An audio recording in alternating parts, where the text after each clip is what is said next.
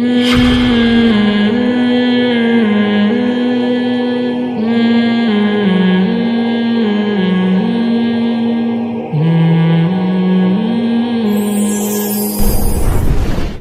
سے پہلا اسٹیپ کیا ہے؟ غلطی کو غلطی مانے. اگر آپ نے یہ فرض کر لیا کہ مجھ سے غلطی ہو نہیں سکتی تو آپ غلطی کو غلطی مانو گے. جب نہیں مانو گے تو اگلا اسٹیپ کہاں سے پورا ہوگا؟ اچھا یہ میں عرض کر دوں, ہم میں سے جب بھی کسی سے پوچھا جائے کہ انسان سے غلطی ہو سکتی ہے تو وہ زبان سے کہتا ہے ہاں ہو سکتی ہے.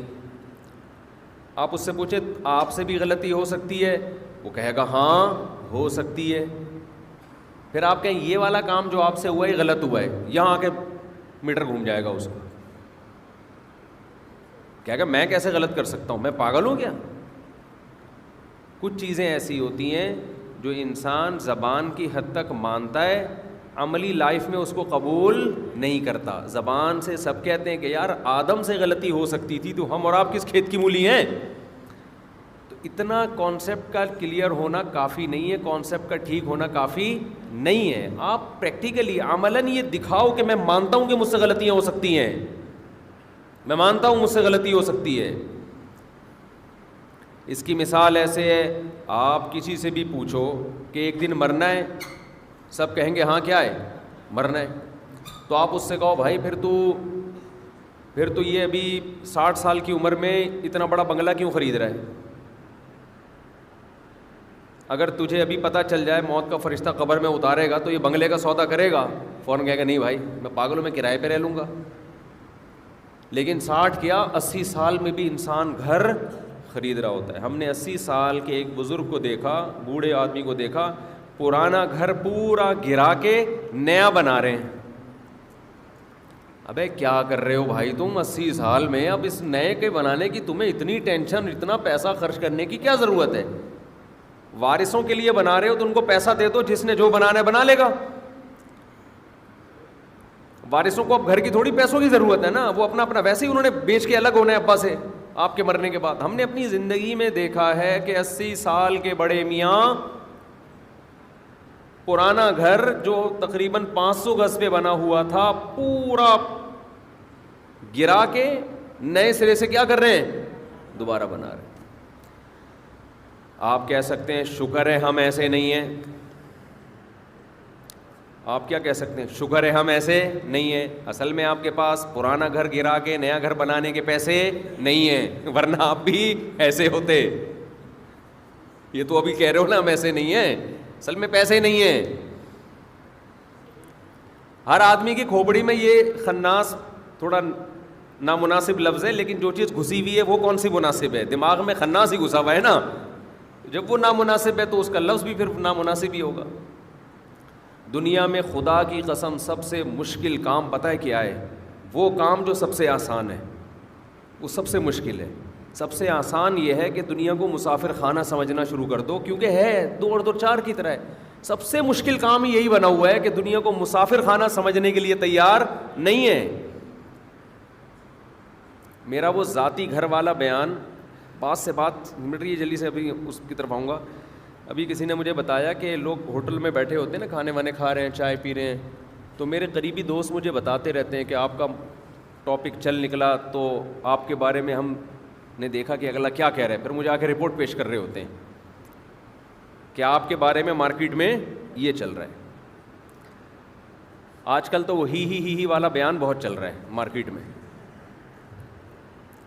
وہ ہی والا بیان جو ہے نا, وہ فیلنگز کو بچانے کے لیے, وہ لطیفہ برائے لطیفہ نہیں ہے. وہ خامخواہ کا ہی نہیں ہے. وہ اس پہ ہے کہ آپ کی LGBT والا قانون پاس ہو گیا نا, تو فیلنگ چینج ہوں گی تو آپ کو چینج سمجھا جائے گا. تو فیلنگز کو بچاؤ, اپنی شادی کرو تاکہ آپ کو احساس ہو کہ میں مرد ہوں, اور 4 دفعہ کرو گے تو 4 دفعہ احساس ہوگا. یہ بتانے کے لیے کہ پھر LGBT کی آپ کو ضرورت رہے گی نہیں. فطرت کو بچاؤ اپنی.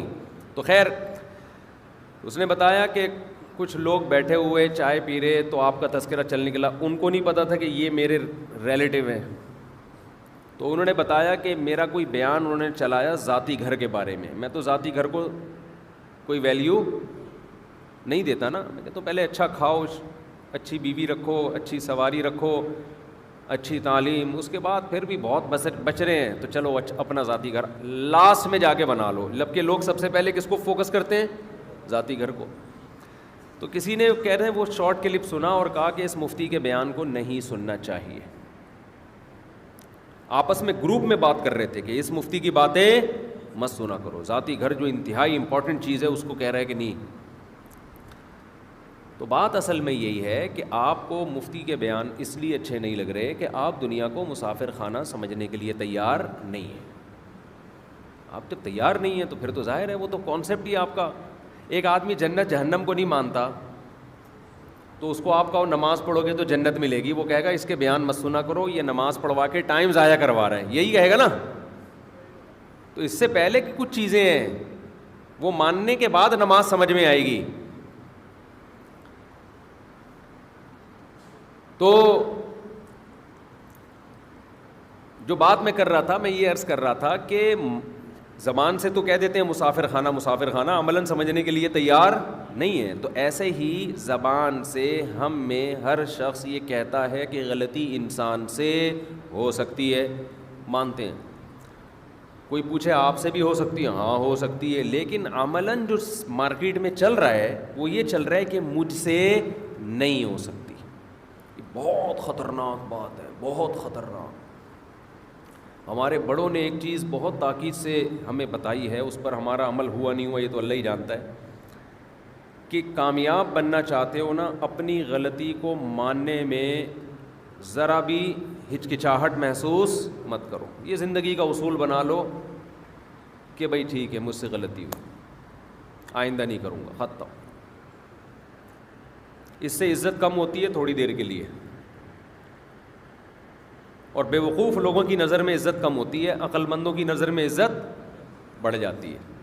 پاگل بے وقوف بھی دنیا میں ہول سیل کے حساب سے پائے جاتے ہیں نا. اچھا, جن احمقوں کی نظر میں عزت کم نہیں ہوتی, تھوڑے وقت کے بعد انہی کی نظر میں بھی آپ رسوا ہو جاتے ہو, کیونکہ آپ کو جب غلطی ماننی نہیں ہے تو اصلاح کا موقع نہیں ملتا. جب ماننی نہیں ہے تو اصلاح کا موقع کہاں سے ملے گا؟ ہمارے نبی صلی اللہ علیہ وسلم سے زیادہ کوئی صحیح ہو سکتا ہے بھائی؟ آپ صلی اللہ علیہ وسلم نے قسم اٹھائی کہ میں فلاں کو صدقہ نہیں دوں گا, بعد میں آپ کو خیال آیا کہ دینا چاہیے, آپ نے ان کو بلایا اور صدقہ دیا اور اپنی قسم توڑ دی. کتنی لچک ہے پیغمبر صلی اللہ علیہ وسلم. صحابی نے ایک عرض کیا, یا رسول اللہ پیغمبر ہے, میں آپ سے قسم توڑوا رہا ہوں. آپ نے فرمایا, من حلف علی یمین فرأى غیرها خیرا منها فلیکفر عن یمینہ, کہ جو شخص کسی بات پہ قسم اٹھائے اور بعد میں خیال آئے کہ غلطی ہوئی ہے مجھ سے, تو قسم توڑ دے اور کفارہ دے دے. کامیاب ہونے کی کہ یہ زینہ ہے. اگر آپ صلی اللہ علیہ وسلم قسم اٹھاتے تو میں نہیں دوں گا میں صدقہ, اور اسی پہ ڈٹے رہتے, بعد میں خیال ہوتا کہ نہیں دینا چاہیے. تو اسباب کی دنیا میں جو کامیابیاں, باقی تو اللہ کامیابی دینے والا ہے, لیکن اس کے لیے اللہ اسباب بھی تو اختیار کرواتا ہے نا. تو وہ کامیابیاں پھر نہ ہوتی. پیغمبروں کو بھی اللہ کامیابیوں کے اسباب اختیار کرواتا ہے, پھر کامیاب کرتا ہے. ایسے بیٹھے بیٹھے وہ بھی کامیاب نہیں ہو جاتے. ایک کامیاب انسان کی جتنی کوالٹیز ہیں جو کسی کامیاب بننے کے لیے ضروری ہیں, وہ تمام صفات پیغمبروں میں پائی جاتی ہیں. ان میں ایک صفت یہ بھی ہے کہ اگر کوئی خطا ہوئی ہے اس کا فوراً اقرار کر لینا. سمجھتے ہو کہ نہیں سمجھتے؟